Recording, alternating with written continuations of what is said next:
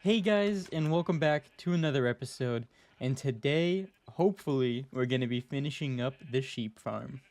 I've gone ahead and done a little bit of work already, as you can tell. But before we get to the sheep farm, I actually want to show you guys some detailing I've done for the bee farm because I really want to wrap this up and at least get it to be like 90% done. Because I don't want to fall into the habit of leaving unfinished projects around. Currently, there's something else that has not been detailed yet that's been done for quite a bit of time, and yeah, we'll get back to it. But this is what it looks like on the inside. I fixed the problem where we had some pumpkins above these little boxes for the bees for lighting, and I've gone ahead and put some lanterns on the wall, and also I've hid some lighting in this like honey contraption up here. I don't know. I wanted something to do like with honey because this is a bee farm, and I thought like, oh, we're holding honeys in the honeycombs up there. I thought that was pretty cool. We got a little pulley system, with chains and grindstones and whatnot. But I really like it. It also brings a nice new color to the build because everything's been kind of brown and white. So got a nice like yellow orange there in the center. But I'm really happy with this, guys. I think there's a little bit more work that can be done, but yeah, so far it is looking great. On the outside, I've done a little bit of landscaping and a little bit of detailing with like the leaves and bamboos, and yeah, overall I'm very happy. Let me know what you guys think though, if there's any improvements you see, or if there's something you'd like. I'd be really happy to hear your feedback. And I've also done some landscaping out here because this is gonna be kind of like the main walkway for our base, because we have the sheep farm on that side, bee farm on this side. Who knows what's gonna go over here or farther that way or the other way. But I just want to get it start to be laid out. That does mean I did change the position of where this beacon was, because originally it was like, I want to say somewhere over here, super close to the entrance to the bee farm, and I wanted to give myself some space, like leaving this. I don't want to have to like immediately walk into a beacon or walk into the hole that leads down underground. So now it's a little bit more natural. You walk out, you go to your right, and you come down here and enter the sheep farm if you want. But yeah, so because we had to change the entrance down here to the farm area, I've also moved my beacon farther down, hopefully for the last time. And this is like the third time I've moved it. But I did give myself, a decent amount of space for the storage room, which I think is going to go somewhere in here. And then still tossing around ideas in my head if I want it to be fully automatic or, manual or semi-automatic. Like maybe we can do some shulker unloaders for a lot of our more general building items, like the wood types, the stones, the cobblestones, stuff like that, and then manually sort everything else. It really depends on how I can fit it down there. And like I said, hopefully I don't have to move that beacon any further down because it's getting tiresome that mining it and replacing it, which is funny. But I also put some brown glass on top of it, mainly because with the beacon beams being like so close in vicinity to us as we do work around this area and also run around up there, the white was kind of getting like annoying, not annoying, but it kind of was like giving me a headache to look at constantly. So I just put some brown glass, made it duller. I know you can mess around with more types of glass and really modify the beam, so maybe we'll try to go for a more like tan color and not deep brown. But this is amazing. It no longer hurts to, or hurts my eyes to look at it, because we are around it a lot. Beams in the distance are a lot easier because it's smaller on the screen, but this one was always up in my face, uh, and just super bright. But yeah, and you guys can probably see I did some texturing or some detailing on the hill behind this, and I'm really liking how this turned out. I'm using a combination of moss and the dark green wool from our new wool farm and leaving some grass in there. And I'm really, really liking this. And so the more I expand and the more places that I add buildings to in our base here, I'm gonna, continue this type of texturing. And I also did a, little rocky outcrop with, just with diorite and stone. I think that's no andesite. It's andesite, yeah, andesite in stone. But yeah, I'm really happy. I think that looks amazing. But let me know what you guys think too. And continued the path further out here. Hid some lighting under some of these carpets. Not that one. There we go. There's one. Because we are digging up some of the glowstone. But yeah, all in all, super happy. What I did with this is I finished the building. I showed it off in the last episode, and then I kind of let it sit for a little bit. And as I was doing more stuff like building the redstone for the automatic sheep farm, I would be walking around this, and I'd be like, oh, you know what? I think I can add something over here, like a small detail, and I would do it, and slowly but surely, it got to where it is now. And I really like the outcome of that method of instead of pushing myself to complete it right away, it's getting something put up and then kind of letting it sit for a little bit and letting the ideas come to you as you look at it. And yeah, like I said, I might add a little bit more detail, but I'm really happy with how it is now. And I do think it's very close to being done. So there's that. But moving on to the sheep farm, guys, this thing is amazing. I stated last episode, I've never had a colored like sheep farm like this, so I've never had access to all these wools in large quantities. But as you can see, it's been running. I've been trying to AFK up on that platform as much as I can, but I think I've only done close to probably like half a day of AFKing in total. Well, AFKing and also just being on and doing stuff around the world. And we got so much of every wool. It's kind of crazy. I also moved a lot of the white wool we had from the original sheep farm, like over there, into the white wool chest. But I'm so happy. Like, I don't know what I'm going to use all this wool for, but it's there if I need it. And it's really cool to look at these wool blocks in the item frames. I ordered them in the way that it is in the creative inventory, and I think it's super pleasing to look at. I do have this column of extra chests because sometimes, depending on how the items get aligned in the water stream, they don't get picked up by the filter, which kind of sucks, but it's not a big deal. It's very few wool blocks get picked up. Like, I haven't emptied these in quite a bit of time, and there's only 3 green wool and 27 purple wool, so it's not a huge deal. And this is also for overflow in case any wool colors get filled up super fast. But yeah, so here's what I'm thinking with this.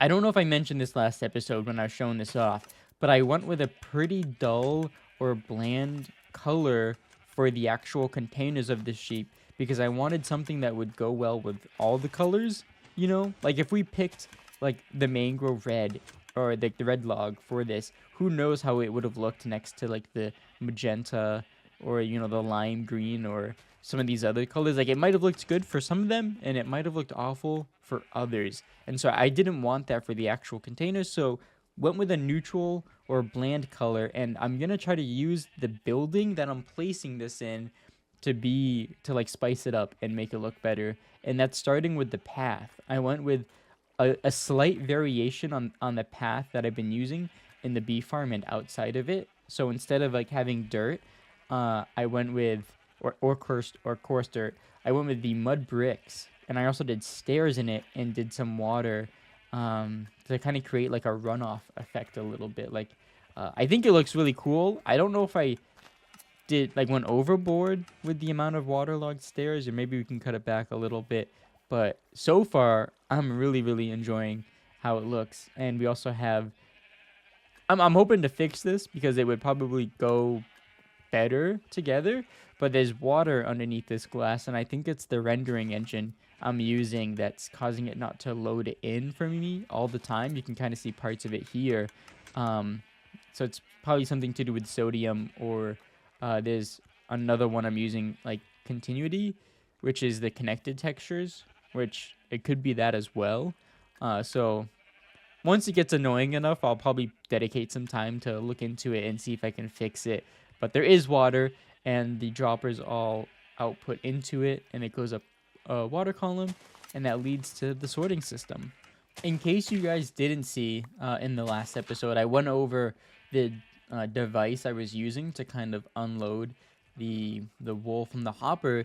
It's pretty simple. You just use a comparator like up against the hopper, and you want to make sure the sticky piston is down 1 block because there's a redstone dust up here on that concrete. that activates the dispenser for shearing the sheep. So you put the sticky piston down, and what happens is when it reads items flowing through the hopper, it will extend this observer, which makes an observer clock that ultimately will power this dust, powering this block, which then powers the dropper. And it does a really good job. It always gives a few extra ticks than what the amount was. So say I put like 2 wool in there, it'll probably tick it like 4 or 5 times. So there's never any other wool blockage or buildup in these droppers, which is really nice. And you just, copy that for each one you want. It's one wide, making it super easy to make it tileable. Although you can't connect them, I think, because you can't let these dusts connect. Because if they connect in a line, I don't have any dust on me, but say I put a dust here and this was a straight line, it wouldn't power this block at all. So then it wouldn't activate the dropper. But yeah, let me know if you have any comments. I can go over this in more depth or even do a little guide. But that is that for the contraption. What's left though is we need to make this look good. As you can tell, I have a lot of the building left to do, especially the outside. And the sorting system sticks out quite a bit. So we're going to have to do some redesigning for how we want this to look. But that is our goal for today, is getting this placed in a building.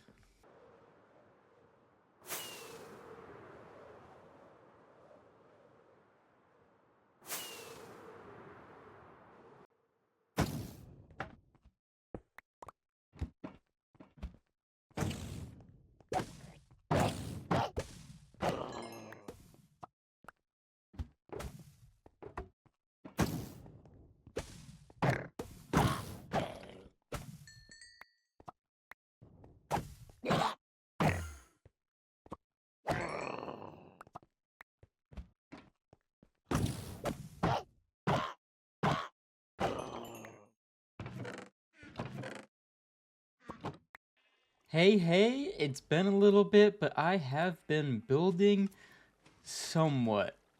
I got to admit, I didn't think like this would happen, but I kind of hit a builder's block with our sheep farm build here. I wanted to do a similar but slightly different palette with the bee farm so it kind of matches, and so I picked this, bone block and mushroom stem, which is the same, and then I picked, I believe this is white terracotta, I want to say. Yeah, white terracotta here. And it looked good. I still think it looks good, but something feels off about it, if I can be honest.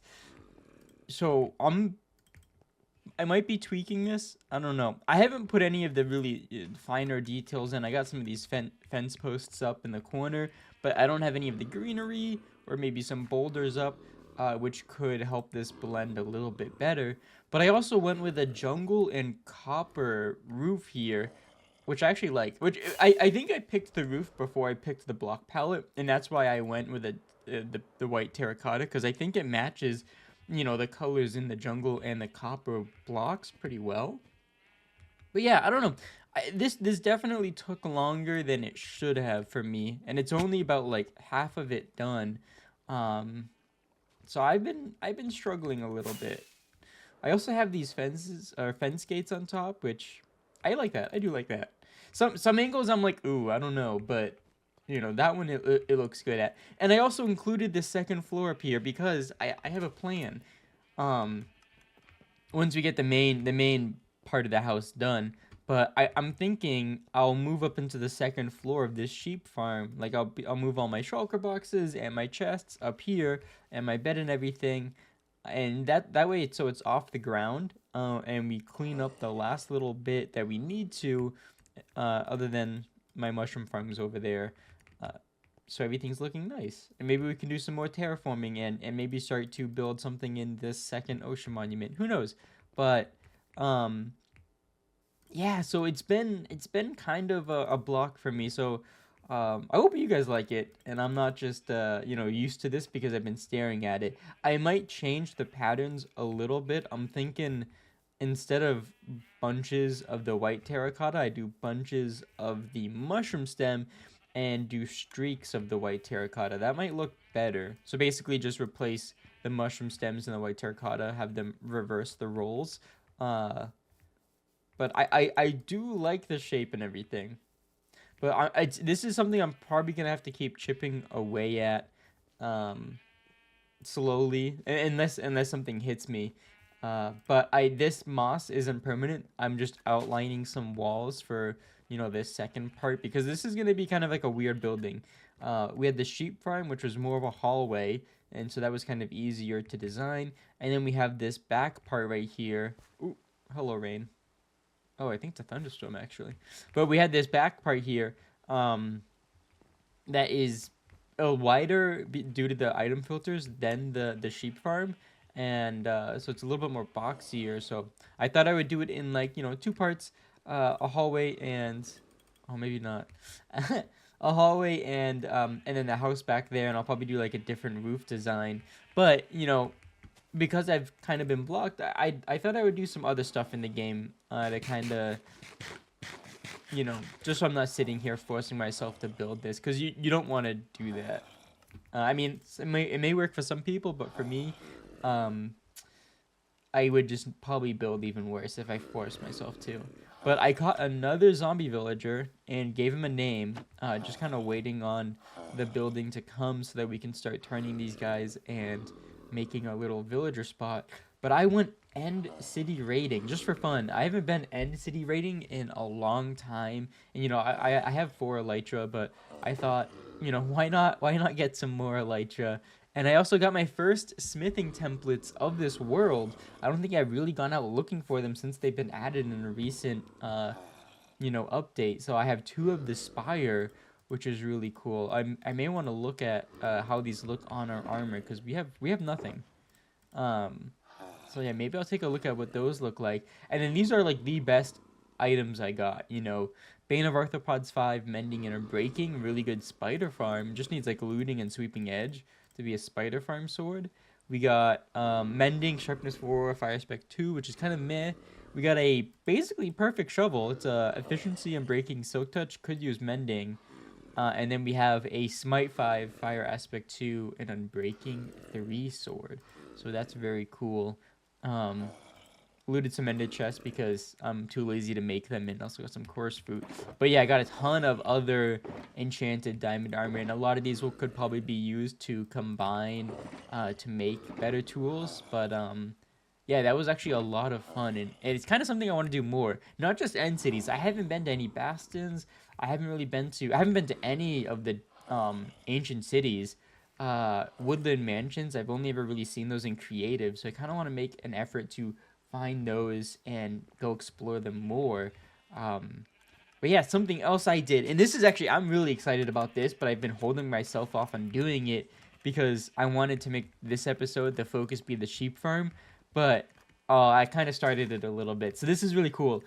I was thinking to myself, what's a way that we can clean up some of the trees, right? Because we've slowly been cleaning up this surface of all the temporary stuff that I put up here. A lot of the farms have been moved down below, which is nice. But something that remained was we had the tree farms. And we still have 3 of them, the mangrove, the jungle, and the dark oak currently. But I cleaned up the spruce, the oak, and the birch. And I'm wondering if I can also fit jungle in this. I haven't tried it. It's probably something I'll do in a creative backup, just in case it does break. This is already broken once, and it was kind of a pain to fix. But yeah, I made a little automatic tree farm here. I believe the design is by Shulker Craft, is the one I followed. But this thing just spits out so much wood. I've probably only used this for 5 minutes at a time, and only a couple of times too. But you can see there's plenty of wood in there. And parts of it have gotten blown up. I've replaced them with crying obsidian. But yeah, so this is the design. It's kind of your classic. It uses bone meal to grow the log, and then it has these pistons right here. Let me break these logs, because those can cause it to break. But it has the piston walls extend, breaking all the leaves, and then the saplings come back to you down here. And for the most part, as long as it's not broken, it is pretty sustainable. I did find out though that this side of pistons broke for I don't know how long while I was using it.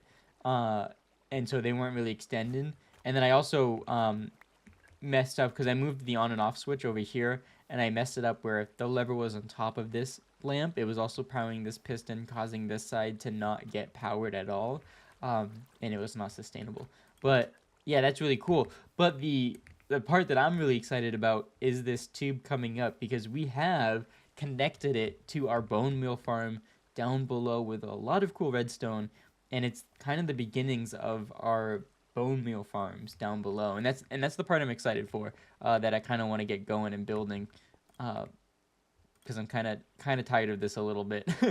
But if we go down here, basically this comparator reads this hopper, and it gives a signal strength of 15 if it's full, and anything less, it'll give, a smaller signal strength, causing this torch to turn on, which will then extend this piston and slime and redstone block contraption to power this all. And what it will do is it will turn on this machine, so it will start producing bone meal when it's needed. So theoretically, I think I could stay in AFK there overnight. I think this is more strong enough of an output to keep up with it. But here's the cool part, is this part over here. We have I converted, 6 of these to be dropper outputs. So they immediately will just spit out the bone meal into this water tunnel contraption. And here's a junction. Here's our first junction, because we're probably going to have quite a few junctions. And currently it's set to go to the tree farm. And so if I come over here and switch this, and let's get back up there now, actually. You'll notice that the dispenser picked up the water, and now this is blocked, so any bone meal produced will just go straight. And over here is where I'm planning on having all of my double flower farms. And I'm also going to include a 0-tick wheat and bone meal farm. Yeah, so here are the double flowers I have gathered. And that way we can stop using our farms up here. We don't have to worry about them. Oh, speaking of which, the wheat's ready to go. Yeah, we don't have to worry about upkeeping those, and we can just come down here and use them when needed. And we're going to hook it up to this logic down here. And how that's going to work is... actually, let me show you something first. Let me see. Is it ready? Yeah, so currently the machine's off, and our junction is set to be the flower farm, right? So if I say flower farm, it's this design. It's going to go over here to the flowers. But let's say, the machine's off. The flower farms are full, right? So it's not calling any more bone meal. And our junction's still set there, but we want to use the tree farm. Like, can we just go up and start using it? Let me show you. Because I've included a little bit of logic in the redstone that will switch the junction depending on if it's the tree farm or the flower farm that calls for the bone meal.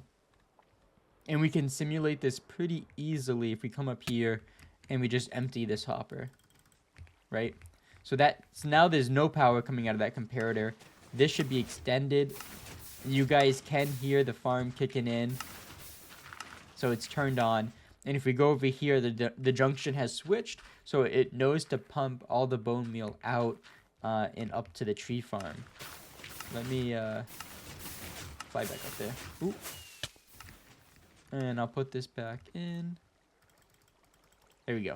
So, if you go back down there now, you'll see that the farm has shut off, but the junction has stayed. I'm not worried about, leaving a default position for the junction. It'll just be whatever the last, place called for bone meal is. So currently the last place called was the tree farm, and the same will happen once I add the flower farm in.